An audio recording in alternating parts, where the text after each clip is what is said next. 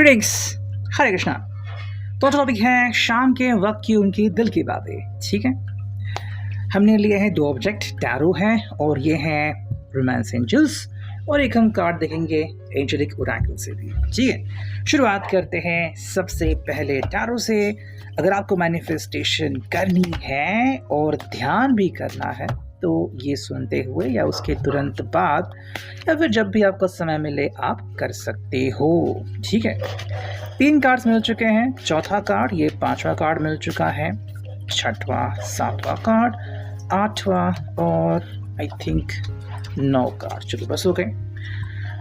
General reading है, ये ध्यान में रखिए, बहुत सारे कार्ड्स रेजोनेट हो भी सकते हैं। ठीक है, पेज ऑफ वॉन्ड्स, मैं यहाँ पे कार्ड को रख रहा हूँ, S of cups, 4 of swords, 7 of swords और ये है द हाई प्रीस्टेस। ठीक है, फिर आ गया है हमारे यहाँ पे द सन। ठीक है, फिर आ गया है 3 ऑफ सॉर्ड्स, फिर आ गया है 5 ऑफ सॉर्ड्स और आ गया है द मून।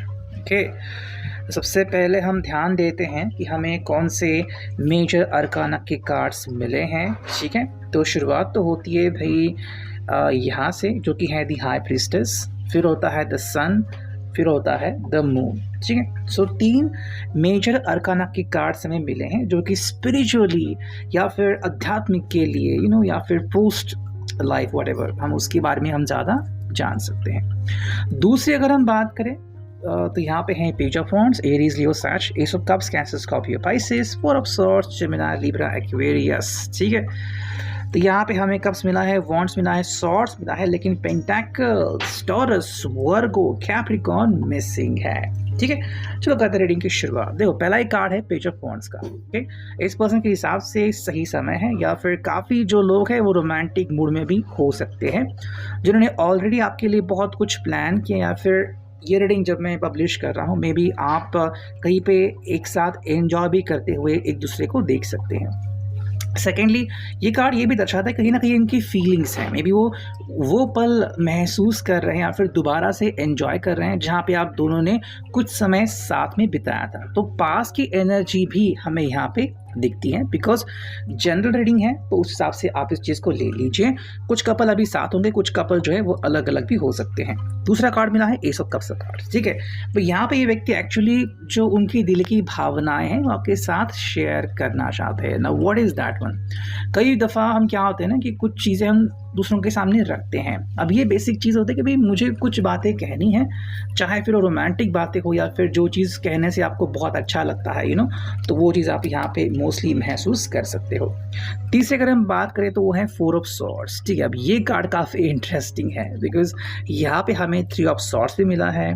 ठीक है, और साथ में यहाँ पे हमें 5 ऑफ सॉर्ड्स भी मिला है, तो टोटल एक कॉम्बिनेशन मिला है 3, 4, 5 का। हालांकि 4 ऑफ सॉर्ड्स प्रथम आता है, तो देखो पहले तो ये पर्सन जो है वो आपके साथ बिल्कुल भी छेड़खानी नहीं करेगा, यानी कि भाई किसी भी तरीके से उसको आपको गुस्सा नहीं दिलाना है। वो शांतिपूर्ण तरीके से ही आगे बढ़ने के बारे में सोच रहा है कि भाई मुझे तो आपको कुछ भी नहीं कहना है, अगर आपको ही मुझसे कुछ कहना है या फिर आपको और किसी बात का जवाब चाहिए पूछिए मुझे, मैं आपको जवाब डायरेक्टली दे दूंगा। ओके, ये क्यों कह रहे हैं? बिकॉज 7 ऑफ सॉर्ड्स है। कुछ ऐसे ही मोमेंट शायद आपने देखे होंगे अपने भूतकाल में, जैसे कि ये पर्सन भी कह रहा है कि जहाँ पे इस पर्सन को आपको अकेले छोड़ के जाना पड़ा हो या फिर आपसे थोड़ी सी दूरी बनानी पड़ी हो। ये क्यों हो गया था? बिकॉज कई दफ़ा डिफरेंसेस ऑफ ओपिनियंस, यानी कि भाई जो आपकी सोच है और जो इनकी सोच है उसमें आप दोनों ने कुछ डिफरेंसेस तो डेफिनेटली देखे होंगे, और जब ये डिफरेंसेस आते हैं तो फिर इंसान क्या करता है, या तो जब बातें होती है और बातें एक दूसरे को हर्ट करती है तो बहुत तकलीफ होती है। इससे अच्छा क्या कह रहा है कि मुझे बातें नहीं करनी, यानी कि भाई अगर आपको कोई किसी मसले के ऊपर हल चाहिए, अगर आपको इनसे बात करनी है डायरेक्टली आप कर लीजिए, वरना अगर रेगुलर बातें चल रही हैं जैसे कि भाई मिलना है या फिर मिलने के बाद जो बातें होती है उनके लिए तो हमेशा ये रेडी ही रहते हैं, बट किसी स्पेसिफिक डिफरेंस को लेके ये पर्सन फिलहाल बोलने की अवस्था में नहीं दिख रहे हैं। हालांकि 7 ऑफ सॉर्ड्स है तो ये वो कल्पना करते हैं कि क्यों मैंने कभी आपका साथ छोड़ा था या फिर किसी बात को लेके मैंने मौन क्यों धारण किया था। ठीक है, काफ़ी लोग जो होते हैं वो मौन धारण करते हैं, उसके पीछे एक वजह होती है। ये इसलिए नहीं कि वो चुप बैठने वाले में से हैं या फिर वो डरने वाले में से हैं, ये इसके लिए होता है बिकॉज वो बात का बतंगड़ नहीं बनाना चाहते। बिकॉज मे बी किसी व्यक्ति ने आपसे कुछ कहा और आपने उसके ऊपर यकीन कर लिया कि यही बात है और आपने इनकी बात अधूरी सुनी, तो चीज़ें उल्टा पुल्टा हो सकती हैं। दी हाई प्रीस्टेस, यहाँ पे हम इनका अनुभव ले सकते हैं कि इनके हिसाब से भाई मुझे तो शांति रहना और इस रिश्ते में मुझे सच्चाई लानी है, ठीक है। और जैसे कि हम देखते हैं कि कुछ लोग जो होते हैं ना वो बहुत ही शांत और संयम से आगे बढ़ते हैं। ये वही वाला कार्ड है कि मुझे तो संयम से आगे बढ़ना है, मतलब मुझे अचानक से गुस्सा नहीं होना है, मुझे ना तो किसी के ऊपर ब्लेमिंग करना है कि भाई आपकी वजह से ये हुआ वो हुआ, ठीक है। चीज़ें होती रहती है बट मुझे तो शांत ही रहना है। अगला जो कार्ड मिला है वो है द सन का कार्ड, यानी कि भाई ये इस रिश्ते में प्रामाणिकता ढूंढता है। इसके हिसाब से ये रिश्ता दोनों के लिए काफ़ी बेहतरीन है। आपको भी इस रिश्ते से बहुत कुछ मिला है, भाई आप पहले अकेले थे और इस रिश्ते के बाद आपको बहुत अच्छा महसूस हुआ, या फिर जो अकेलेपन की भावना थी, या फिर कि भाई कोई अच्छा व्यक्ति मिले, जो सच्चा व्यक्ति मिले, वो कहीं ना कहीं आपकी भावना शायद पूरी होगी। हालांकि 3 ऑफ सॉर्ड्स कार्ड यहाँ पे आ चुका है, तो हाँ किसी का शायद ब्रेकअप हो चुका है या फिर दिल में दर्द अभी भी है, यानी कि भाई आज भी अगर आप मिल रहे हो ना तो कोई बात आपको ज़रूर हर्ट करी होगी, भाई ये बात है और मुझे इस बात के कारण टेंशन, या फिर मुझे आपकी ये बात पसंद नहीं आई थी, आपने ऐसा आखिर क्यों किया था, ठीक है। हालांकि यहाँ पे है 5 ऑफ सॉर्ड्स, तो ये एनर्जी यहाँ पे देखो, ये पर्सन जो है फिर आपको बताता है कि अगर ऐसी कोई बात है तो तकलीफ सिर्फ आपको नहीं हुई, मुझे भी हुई है, ठीक है। तो अगर आप इनसे सवाल करते हो तो ये भी आपसे सवाल करने के इच्छुक बनते हैं। कब बनते हैं? जब ये फीलिंग दिल में आती है, यानी कि अगर आप इस फीलिंग के साथ इनको मिलते हैं या फिर मैसेज करते हो तो वही मैसेज, उसका बिल्कुल वैसे ही रिप्लाई आप इनसे एक्सपेक्ट करते हो, क्योंकि द मून है यहाँ पे, तो मन के ऊपर भी इनके बहुत प्रभाव हुआ है। ये मन का कार्यकर्ता करता है मीन राशि, तो बहुत सी ऐसी चीज़ें हैं जो उन्होंने अपने मन में रखी हैं, आपको बताई नहीं है कि किस बात का इनको कितनी तकलीफ हुई है, ठीक है।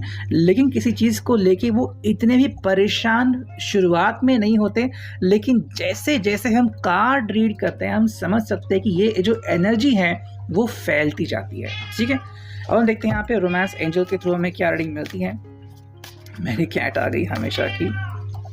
चलो देखो, पहला कार्ड आ गया, वो है past life relationship. Okay, you have known each other before, तो ये कार्ड यहाँ पे आ चुका है, ठीक है। तो अगर इस कार्ड को हम देखते हैं तो क्या समझ पाते हैं?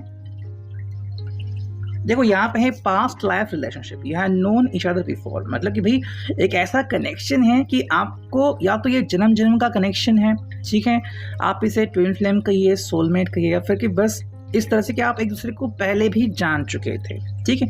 एंड अगर आपको ये संकल्पना इतनी सही नहीं लग रही है पास्ट लाइफ, तो आप कह सकते हैं कि मे बी आपने एक दूसरे को पहले भी शायद डेट किया था, फिर आप दोनों की एनर्जी ऐसी है जो एक दूसरे से बहुत ज़्यादा कनेक्ट होती ही है, ठीक है।